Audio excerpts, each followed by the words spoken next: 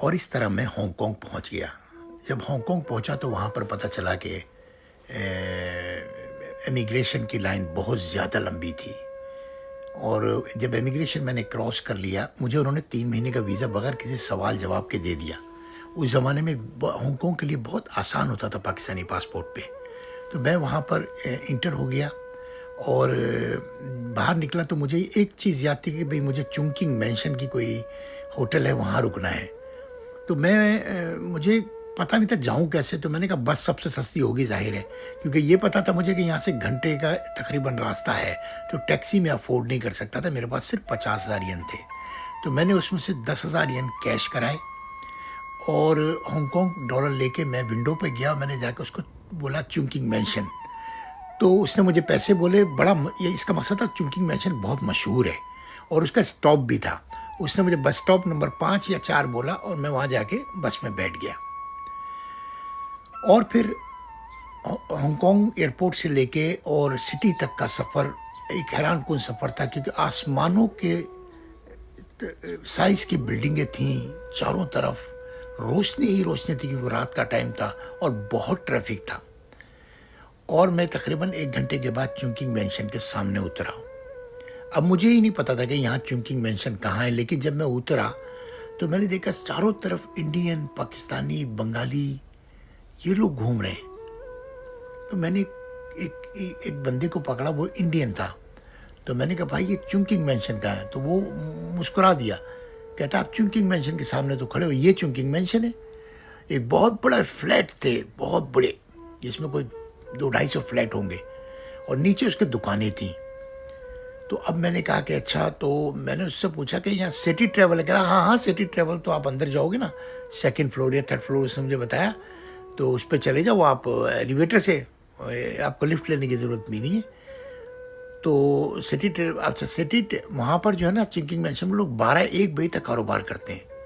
हालांकि लोग 8-10 बजे सब जगह बंद हो जाता है, लेकिन चुंकिंग मैंशन 12-1 बजे तक खुला रहता है। खैर मैं ऊपर चला गया और मैंने कहा चलो देख तो लेता हूँ, अगर बंद भी होगा तो कोई बात नहीं। लेकिन जब मैं गया तो वहाँ लाइट जल रही थी और मैं अंदर चला गया तो सेठी साहब उस वक्त में जवान थे।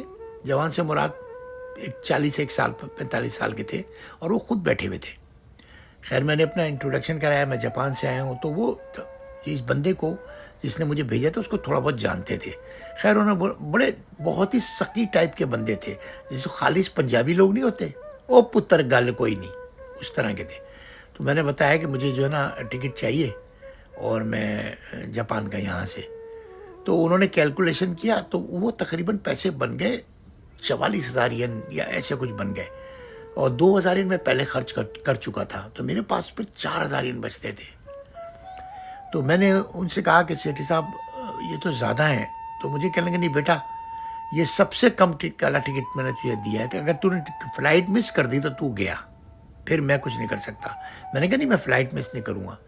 तो मैंने उनको बताया मुझे वीज़ा भी लेने, तो कहने लगे सुबह वीज़ा जमा कर, आप परसों तेरा वीज़ा मिल जाएगा, परसों की शाम की तेरी फ़्लाइट है, दोपहर की तेरी फ़्लाइट है, तो तू आराम से जा सकता है। मैंने कहा चलो यार ये आज की रात है और कल की रात है, कोई मसला नहीं है, इंशाल्लाह अल्लाह ताला 4,000 येन में मेरा गुजारा करा देगा। 4,000 येन बहुत कम पैसे होते हैं। 2,000 येन 2,500 येन का तो वहाँ पर एक कमरा मिल रहा था किराए पे ना, वो मैंने नहीं लिया। मैंने सोचा 12 बजने वाले हैं, सुबह 6 बजे उठ के मुझे जाना है, तो मैं कुछ कर लेता हूँ यार, बाहर ही बैठ जाता हूँ या कुछ कर लेता हूँ। इंसान के पास जब कोई राह नहीं होती ना, तो बहुत सारी राहें अल्लाह खोल देता है। मैं नीचे उतरा, 1-2 बजे तक तो वहाँ पर ही बड़ी रौनक थी। फिर वो किसी ने मुझे बताया बराबर में पार्क है। मैं उस पार्क में गया तो वहाँ सीटें थी, मैं उस सीट के ऊपर लेट गया। मेरे पास एक ब्रीफ केस था, एक मैं था, क्योंकि मैं बिजनेसमैन बन के गया हुआ था। तो सुबह मैं 5 बजे 5:30 बजे वहाँ मच्छर मक्खियाँ ये वो आ गई भरल। वहाँ से मैंने मुँह धोया, जो नल लगा हुआ था, और मैं मैं था कोलोन साइड पर दूसरी तरफ, और समंदर क्रॉस करके, दरिया क्रॉस करके हांगकांग की तरफ एम्बेसी थी। मैं सुबह जल्दी निकल गया। अच्छा, वहाँ से एक फेरी चलती है, छोटी सी पब्लिक फेरी है, बहुत ही सस्ती, कुछ सेंट्स में थी वो करके मैं वहाँ चला गया। फिर वहाँ मैं पूछता पाछता एक पुलिस बॉक्स में गया, वहाँ से मैंने एड्रेस लिया जापान एम्बेसी का। मैं जापान एम्बेसी पहुँच गया, लेकिन वो खुली नहीं थी, वो 9 बजे खुलती थी। मैं ऊपर गया, 9 बजे से पहले ही पहुंच गया। और फिर मैंने अपने जब डॉक्यूमेंट्स दिए, लड़की ने सारे डॉक्यूमेंट्स देखे, मेरा पासपोर्ट लिया और मुझे कहा कि ठीक है, आप जो है ना कल आ जाना। तो मैंने उससे कहा कि क्या मैं एक रिक्वेस्ट कर सकता हूँ? कल नहीं बोले। मैंने कहा कि आप आज वीज़ा नहीं दे सकते मुझे, क्योंकि मेरी कल सुबह जल्दी फ़्लाइट है। तो वो सोचती ही रही, फिर वो अंदर गई। अंदर जाकर उसने बोला अच्छा आप 3 बजे आना। अल्लाह के करम से मैं 3 बजे गया। 3 बजे तक मैं वहीं घूमता रहा। वहीं पे पार्क वगैरह थे छोटी, वहाँ पे घूमने की कोई जगह ही नहीं है ख़ास, बड़ी बड़ी बिल्डिंगें हैं बस वहाँ। खैर मैं वहाँ घूमता रहा, घूम घूम के फिर मैं आस्ता आस्ता वहाँ गया तो 3 बज गए और 3 बजे मैंने मेरा वीज़ा मिल गया, जिस पे क्लियर लिखा था कि 3 मंथ 90 डेज़। ये मेरा पहला वीज़ा था जापान का। हालांकि वीज़े की ज़रूरत नहीं थी, लेकिन मैंने एहतियातन वीज़ा लिया क्योंकि पिछली दफ़ा मुझे 15 दिन मिला था, तो मैं डर गया था।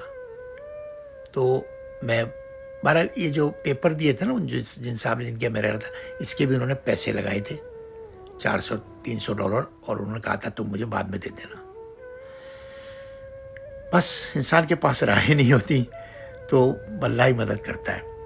खैर मैं खुशी खुशी वीज़ा लेके गया वहाँ रात को। अब मैंने सोचा कि यार मैं रात, मेरे पास अब लंच वंच जो छोटा मोटा मिला था करके गुजारा कर रहा था। अब मेरे पास सिर्फ 1,500-2,000 यन थे, जिसके अंदर ना होटल आ सकता था, और फिर कल मुझे यहाँ से बस में बैठ के एयरपोर्ट भी जाना था।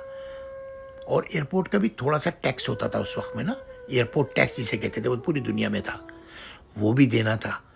और फिर टोक्यो में नरिता से मुझे घर भी जाना था। तो ये सारे कुछ मेरे दिमाग में थे। मैंने रेस गाड़ी, ये वो, हांगकांग पैसे सारे गिने, हिसाब किताब बनाया, उसमें होटल का कोई गेम नहीं था।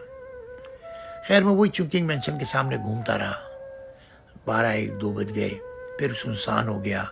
फिर वो एक फुटपाथ पे एक शटर बंद था, उस शटर के आगे मैं बैठ गया। बैठे बैठे मैं लेट गया, और लेट के मैं सो गया। सोया ही था कि मैंने देखा कि एकदम से 5-6 पुलिस की गाड़ियां आई और उन्होंने मेरे पर गने तान दी। अच्छा उस वक्त में जो है ना गोरे पुलिस वाले होते थे हांगकांग में, गोरे और चाइनीज मिक्स होते थे। खैर उन्होंने मुझे पता नहीं क्या क्या उन्होंने बोला चाइनीज़ में, मुझे नहीं समझ आया। कोई इंग्लिश बोल रहा था, कोई चाइनीज़। मैंने उनको बोला भाई मैंने क्या किया, मैं तो बैठा हूँ यहाँ। तो उन्होंने बोला नहीं तूने ना ताला खोलने की कोशिश कर रहा था तू, और ये जो है बैंक है। ओह मैंने कहा ये तो बैंक का दरवाज़ा था, शटर था, और मैं जहाँ लेटा था वहाँ ताला था। तो वो कोई कैमरे से उन्होंने चेक कर लिया था, क्या किया था, बहरहाल मुझे उन्होंने अरेस्ट कर लिया। खैर मैंने बड़ा समझाया उनको कि फिर वो ये मुझे वहाँ ले गए। फिर मैंने उनको पूरी दास्तान बताई कि मैं जापान से आया हूँ, सुबह मेरी फ़्लाइट है, मेरे पास होटल के पैसे नहीं थे, मैं वहाँ रुक गया था, और कोई भी बात नहीं थी। तो उसने बंदे ने कहा कि जो ऑफिसर है वो हमारा सुबह आएगा 8 बजे, तो वो फैसला करेगा। मैंने कहा यार मेरी फ़्लाइट है। उन्होंने बोला नहीं। उन्होंने उठा के मुझे बंद कर दिया। लेकिन मुझे क्या हुआ, फ़ायदा अल्लाह का करना देखें, एक हीटर वाला रूम मिल गया। आराम से चटाई थी, मैं लेट के सो गया। सुबह 7-7:30 बजे उन्होंने मुझे उठाया। मैंने मुँह हाथ धोया, तैयार हुआ तबीयत से, कमरे में ही ना गंदा था हालांकि कमरा, लेकिन बहरहाल। और मैं आके ऑफिसर साहब के सामने पेश हुआ। मैंने अपनी पूरी रवादात बताई। वो गोरे थे, उन्होंने पूरी बात सुनी। कहने लगे तुम्हारी फ़्लाइट का टिकट कहाँ है? मैंने कहा वो सिटी ट्रेवल पर है, मैं अभी जाके पिक करूँगा, वो 9-10 बजे खुलते हैं, तो मैं एयरपोर्ट जाऊँगा। खैर उन्होंने कहा तुम 10 बजे तक बैठे रहो। 10 बजे के बाद उन्होंने सेठी को फ़ोन किया। सेठी ने कंफर्म किया हाँ भाई ये तो जापान से बच्चा आया हुआ है, इसको कहाँ आपने पकड़ लिया। बहरहाल उन्होंने अच्छी तरह से बात की और वो उन्होंने मेरे को छोड़ दिया। मैं सीधा सेठी के पास गया। सेठी ने मुझे बड़ी दुआएं दी, मुझे बड़ी, मैं बहुत छोटा था, मुझे तो कोई सर पे हाथ रखने वाला मिल जाता। और फिर वहाँ से मैं एयरपोर्ट गया और मैं जहाज़ में बैठ गया, और मैं पहली दफ़ा वीज़े के साथ टोक्यो एयरपोर्ट पे उतरा। 3.5 घंटे की फ़्लाइट थी, और अब टोक्यो एयरपोर्ट था, मैं था, मेरी किस्मत थी।